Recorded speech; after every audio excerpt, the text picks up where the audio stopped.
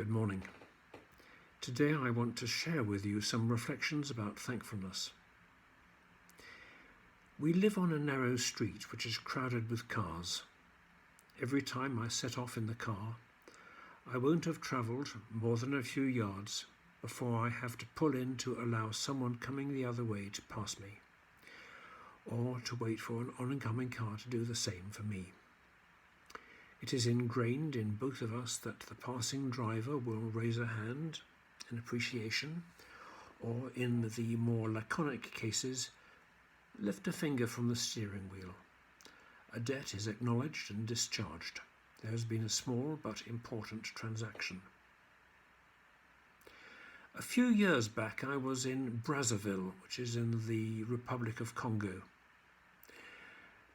Brazzaville had been the focus of a violent revolution a few years previously. Many of the buildings showed signs of the intense fighting, and there were huge, unrepaired craters 2 or 3 feet deep in the middle of many roads. I was struck by 2 aspects of the hurtling traffic as it weaved around these hazards. The first is that 9 out of 10 cars in Brazzaville were Toyota Corollas, almost always painted green. Okay, Toyotas are versatile and sturdily built. The second was that at any intersection, instead of queuing, the drivers would spread out 4 or 5 vehicles abreast, ignoring pedestrians and revving hard just to be sure of gaining the advantage as soon as the opportunity presented itself. Horns sounded constantly. Far be it from me to criticise another nation's driving etiquette, but driving in Hastings is less stressful. Giving thanks acknowledges a debt. It is the essence of courtesy. It oils the wheels. It is one of the most fundamental transactions in society. If we don't give thanks, we miss a trick. We fail to appreciate the value of what we've been given. To be thankful opens our eyes, our senses, and our imaginations. It allows us to savour the giver, the gift, and the experience, and to appreciate its significance, to understand the scale of what has been offered to you. It makes your senses more acute. It allows you to wonder and celebrate. Thankfulness releases possibilities. Stopping to give thanks allows you to engage both with the world around you and with the person from whom you have received the gift or the blessing. Thankfulness protects your soul from the habit of dissatisfaction, because thankfulness is the key to appreciation. You appreciate those around you, and they will seek your company. Ignore those around you, and they will ignore you. If you do not give thanks, it reduces the person who offered the gift to the status of a chattel or a servant. It tells those around you that you are arrogant and myopic. It fortifies the habit of mind that takes without appreciating. If you do not give thanks, you are numbering yourself amongst the exploiters. In an episode of The Simpsons, Bart Simpson offers the following grace over dinner. "Dear God, we paid for all this stuff ourselves, so thanks for nothing." There is a word for those who have not mastered the art of thankfulness. They are called ingrates. When I was a young Christian, there was a tendency amongst the elders of my tribe to quote, sometimes rather glibly, from the opening verses of the Epistle of James. "Consider it a great joy, my brothers, whenever you experience various trials.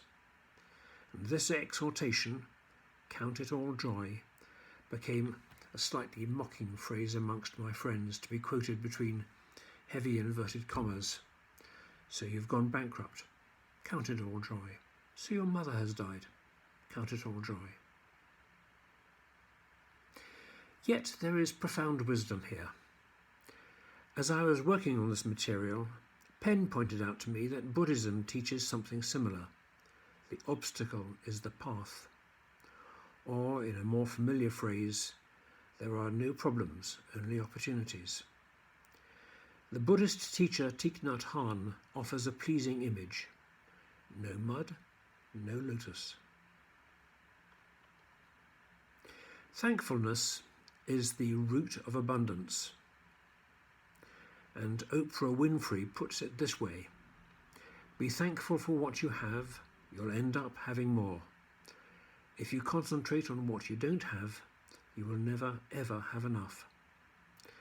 To be grateful unlocks the fullness of life. It can turn a meal into a feast.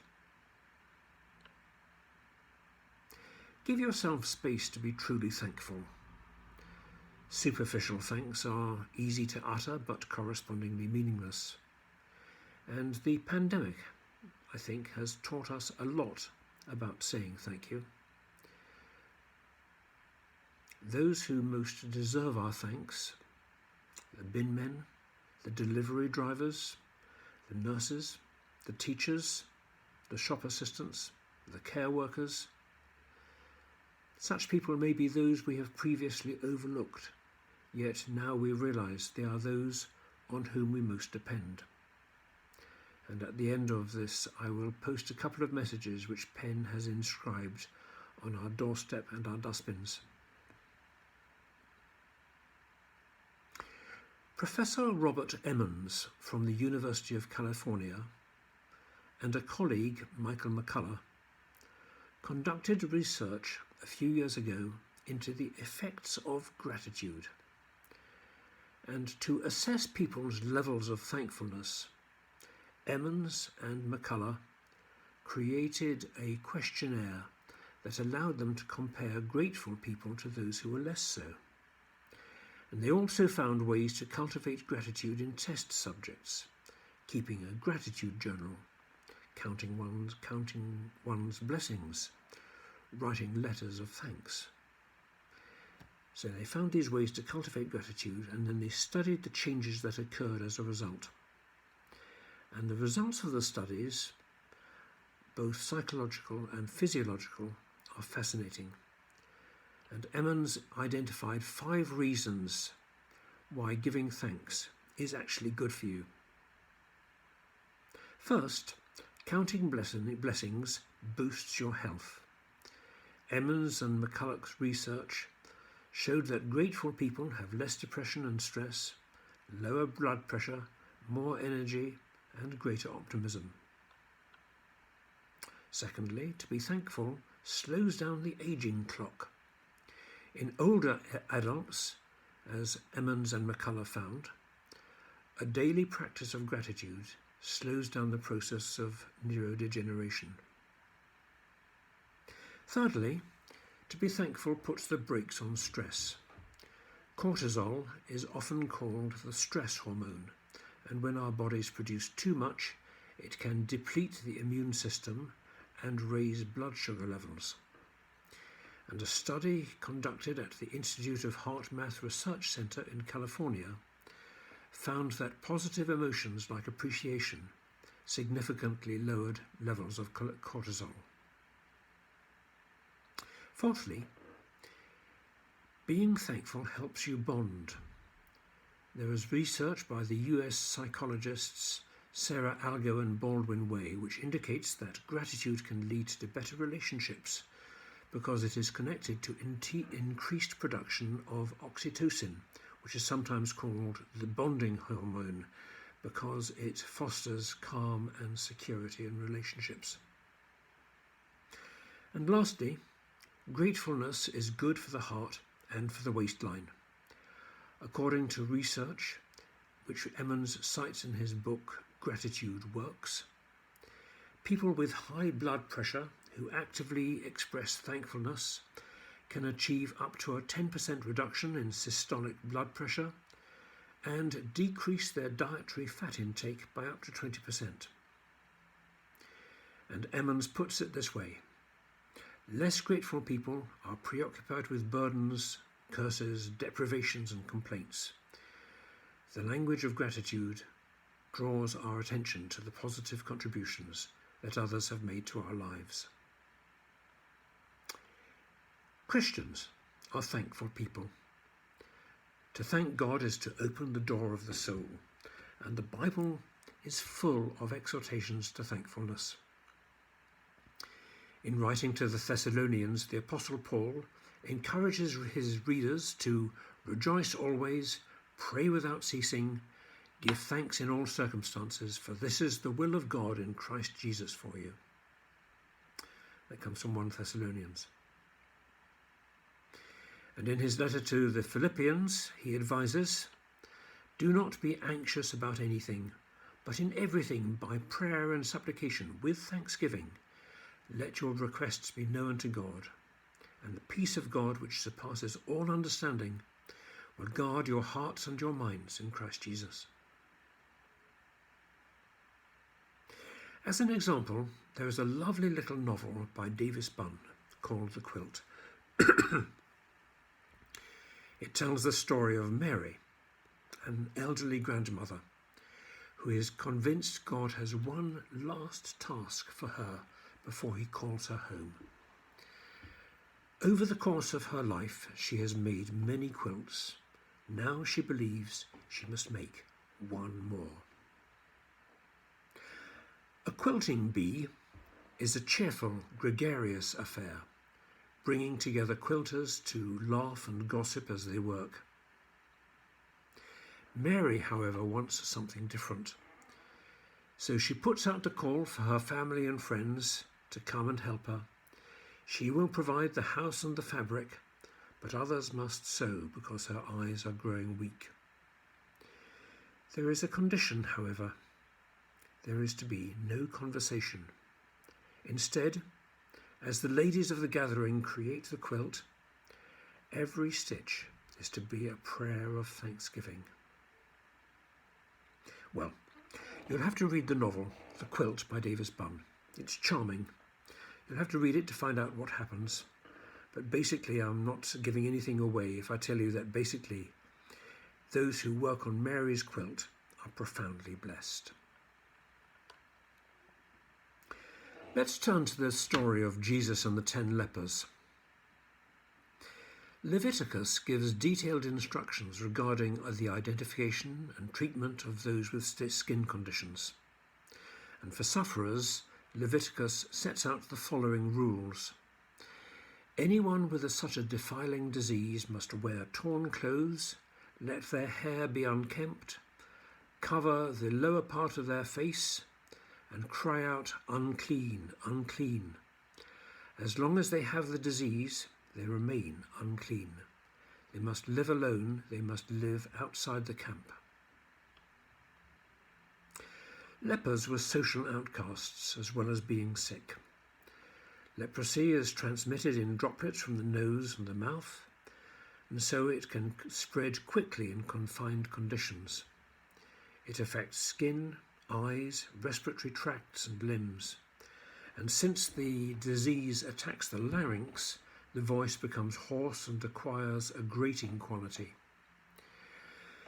Leprosy causes skin ulcers and lesions and loss of sensation, and the loss of sensation in particular causes a lot of damage because injuries go unnoticed, and so it becomes common to lose fingers and toes. Leprosy, as I'm sure you're aware, is a disfiguring condition, and the men whom Jesus met would have been used to people averting their gaze. They were outcasts from their communities who had to gather together for personal safety and to combat their isolation. Stigma against those with such disfigurements is still a huge issue today.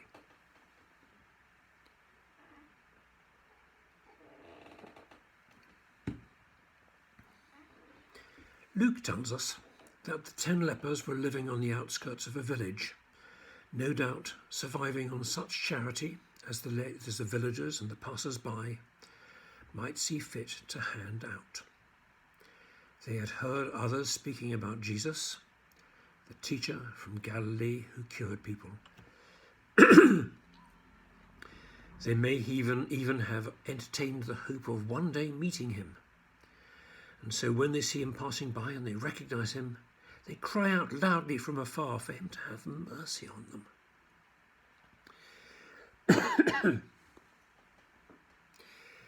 Most people would have judged them by their appearance, would have glanced and turned away in disgust at what they'd seen.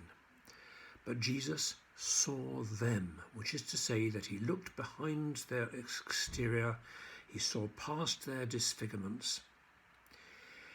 And they were healed as they turned in obedience. Their healing required them to exercise faith and trust. The healing would certainly have involved the restoration of feeling to hands and feet, so you can imagine the men exclaiming as long-dead nerves returned to life.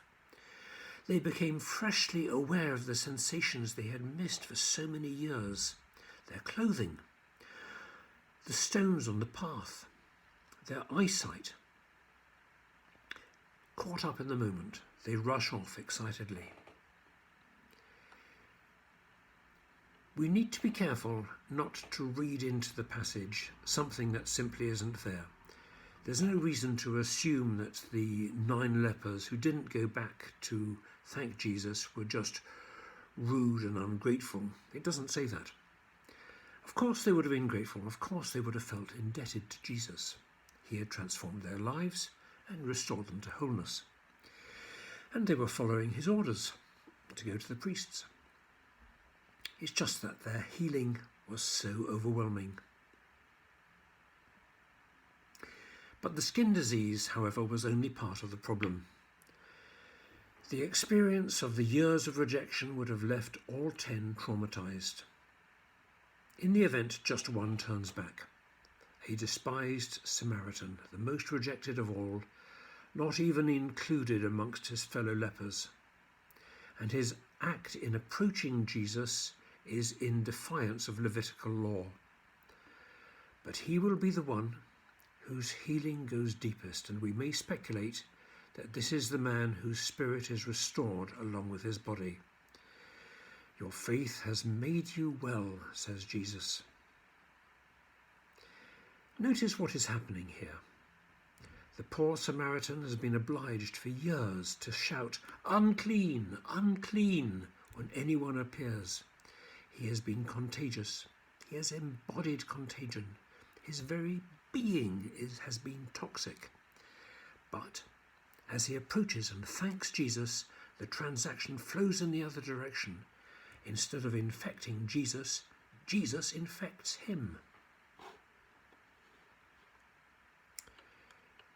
Thankfulness is a potent agent of healing. It makes you able to receive. To thank God is the starting point for health. To thank God knits together body and spirit. Simply to go for a walk can be like a drink of refreshing water. To thank God is to pause a moment in his company and to water your soul. Or to change the metaphor, to thank God is to fill your sails with the wind of the Spirit. To thank God is to acknowledge his intervention. To thank God is to admit that he has the power and to put yourself in a proper relationship with him. If you're finding things difficult, then that is the moment to be thankful. Into the pattern of your life, weave a thread of thankfulness. It opens doors.